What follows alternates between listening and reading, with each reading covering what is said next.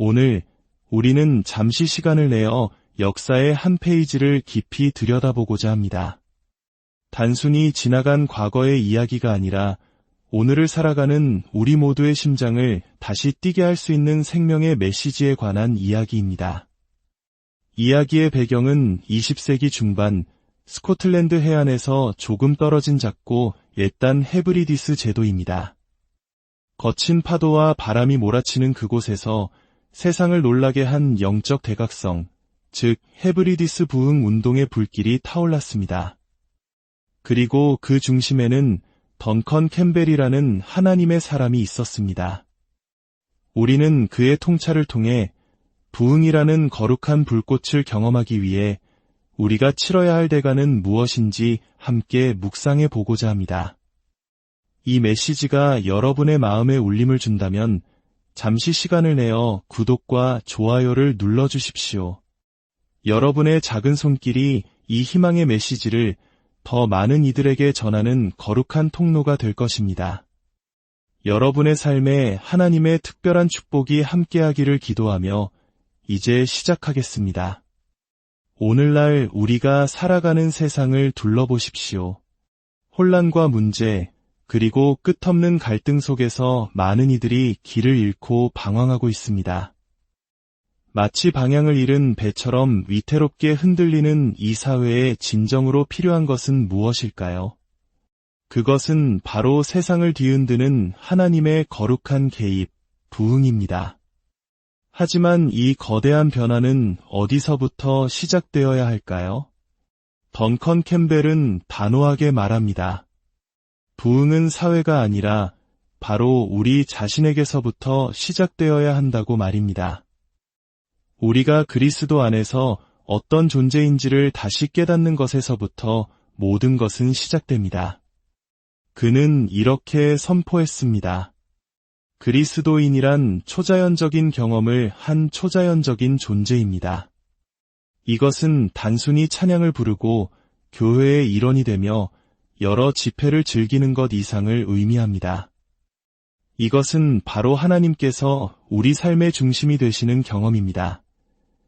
이 말씀에 잠시 멈추어 깊이 생각해 보았으면 합니다. 부흥은 다른 누군가의 이야기가 아닙니다. 바로 당신과 저의 이야기입니다. 말씀은 우리에게 분명히 돌아오라고 명령합니다. 이는 예수 그리스도께서 다시 한번 우리 삶의 주인이 되셔야 한다는 뜻입니다. 그분이 우리의 모든 생각과 말, 그리고 행동의 중심이자 초점이 되어야 합니다.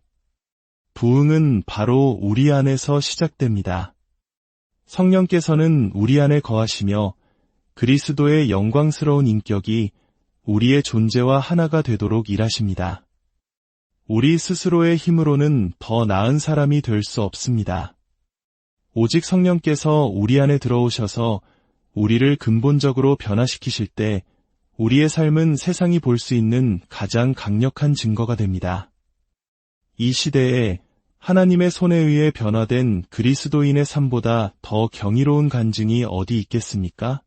그것이야말로 하나님께서 여전히 살아계시며 예수님이 우리의 주님이심을 세상에 보여주는 살아있는 증거입니다. 우리는 더 이상 사람의 귀를 즐겁게 하는 영감 넘치는 이야기나 동기부여 강연이 필요한 것이 아닙니다. 우리에게 필요한 것은 십자가의 능력을 담대히 선포하는 진정한 하나님의 사람들입니다. 왜냐하면 오직 십자가의 복음만이 한 사람의 인생을 그리고 한 사회를 근본적으로 변화시킬 수 있기 때문입니다. 오늘날의 교회는 과연 사람들을 십자가로 인도하는 길을 밝히는 등대와 같습니까? 우리의 삶과 교회가 하는 모든 일들은 십자가의 능력을 드러내고 있습니까? 아니면 세상 사람들이 보기에 생명력을 잃은 하나의 종교적인 모임으로 비치고 있지는 않습니까? 수많은 이들이 교회를 다니면서도 정작 십자가의 능력을 개인적으로 체험하지 못한 채 살아가고 있습니다. 강단에서 삶을 변화시키는 진정한 복음이 선포되지 않았기 때문입니다. 하지만 소망은 있습니다. 왜냐하면 우리가 믿는 하나님은 언약을 지키시는 하나님이시기 때문입니다. 던컨 캠벨은 이 믿음 위에 굳게 섰습니다.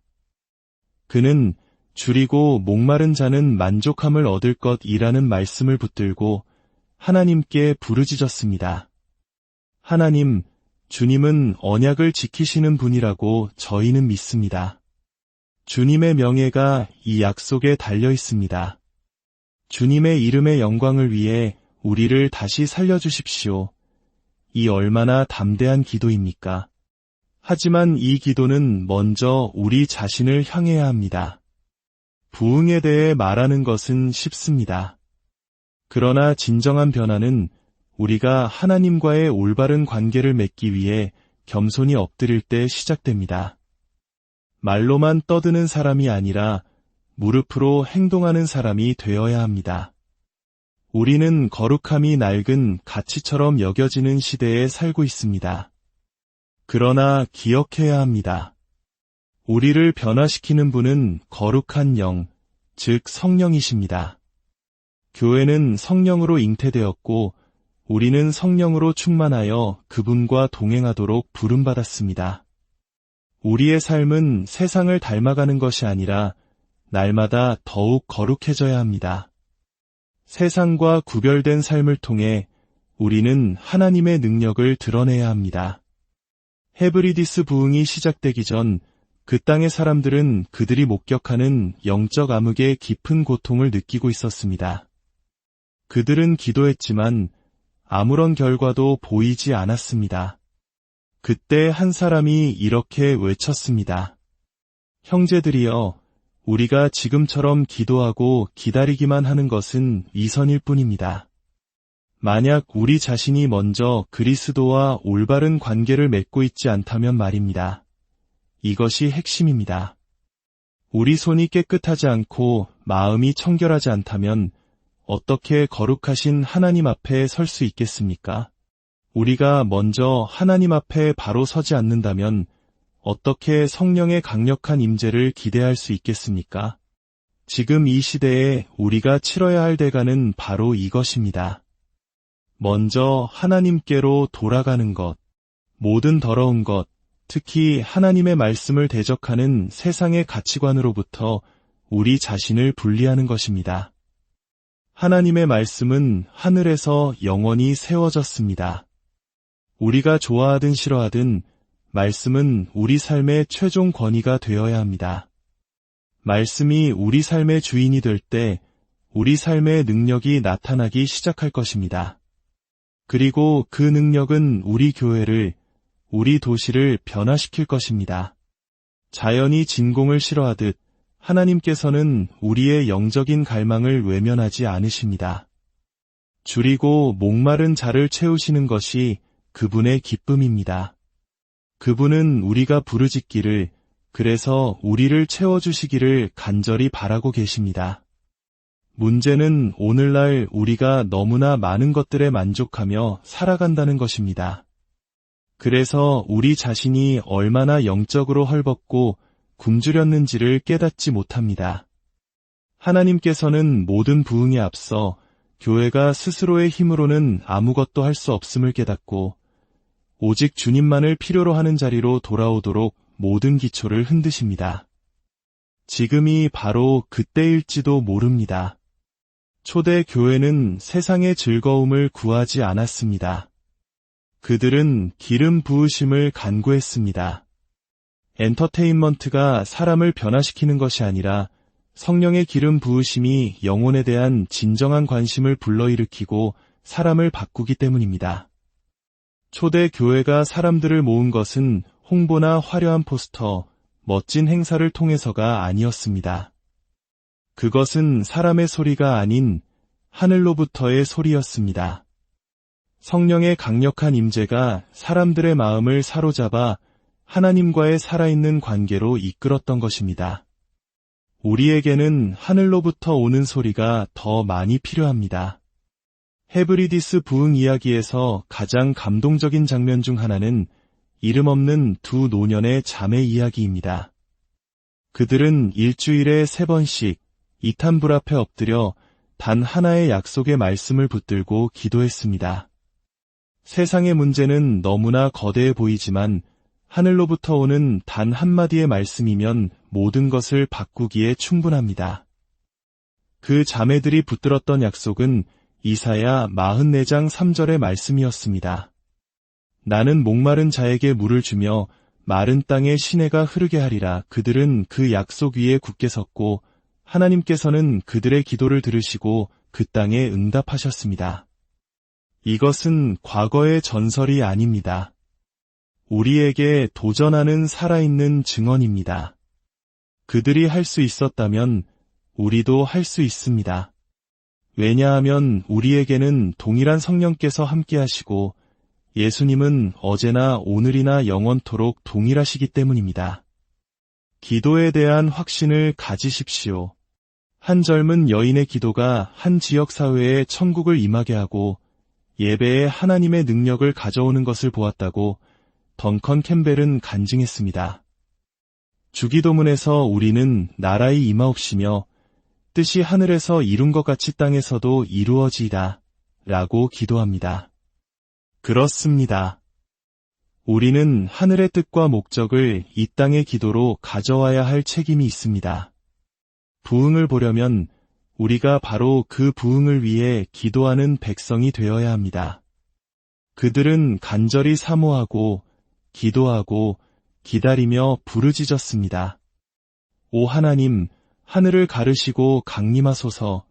그들이 기도하는 동안 하나님께서는 그들을 다루시고 정결하게 하셨습니다.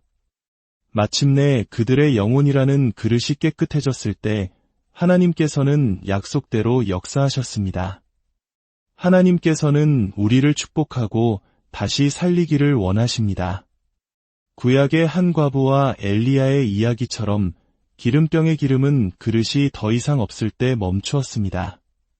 기름의 근원이 말랐기 때문이 아니라 받을 그릇이 없었기 때문입니다. 부흥이 멈추는 것은 하나님의 능력이 다해서가 아니라 우리가 더 이상 받으려는 갈망과 준비된 그릇이 없기 때문입니다. 우리가 우리 자신을 비우고 겸손히 그분을 향한 배고픔과 갈망을 유지하는 한 그분은 계속해서 부어주실 것입니다. 우리의 안일함을 깨고 그분을 향한 갈망이 우리 안에서 다시 한번 불타오르게 하소서. 마지막으로 부흥을 위해서는 잃어버린 영혼에 대한 부담감이 있어야 합니다. 세상의 아픔을 보고 마음이 무너져 내려야 합니다. 하나님의 사랑이 우리 안에 거한다면 그 사랑이 우리를 행동하게 할 것입니다. 헤브리디스 부흥이 임하기 직전 한 젊은이가 동족의 영혼들을 위한 부담감에 사로잡혀 통회하며 기도하다가 교회 바닥에 쓰러졌습니다. 바로 그때 하늘이 응답했고 강력한 회개의 물결이 모임을 휩쓸었습니다. 강팍한 남자들이 자비를 구하며 울부짖었습니다. 이것이 부흥입니다. 아무리 완고한 사람이라도 성령께서 움직이시면 그 마음을 만지시고 깨뜨리실 수 있습니다. 어떤 이들은 죄에 대한 통곡과 괴로움으로, 다른 이들은 마음에 가득 찬 기쁨과 사랑으로 무릎을 꿇었습니다. 그들이 의식할 수 있는 것은 오직 그들 가운데 임하신 하나님의 강력한 능력이었습니다. 이제 마지막 질문을 여러분께 던집니다. 우리는 부흥을 위해 기꺼이 그 대가를 치를 의향이 있습니까? 아무것도 보이지 않는 것 같아도 계속 기도하고 그 기도하는 시간 동안 성령께서 우리를 변화시키고 빚어가시도록 우리 자신을 내어드릴 의향이 있습니까? 부흥은 바로 우리에게서부터 시작되어야 합니다. 주님께서 헤브리디스의 작은 섬들을 불태우셨던 그 부흥의 불길이 오늘 이 시간 여러분의 마음과 가정, 그리고 이 땅 위에 다시 한번 타오르기를 간절히 소망합니다. 하나님의 크신 은혜와 평강이 이 말씀을 듣는 모든 분들의 삶에 강물처럼 흐르기를 기도합니다.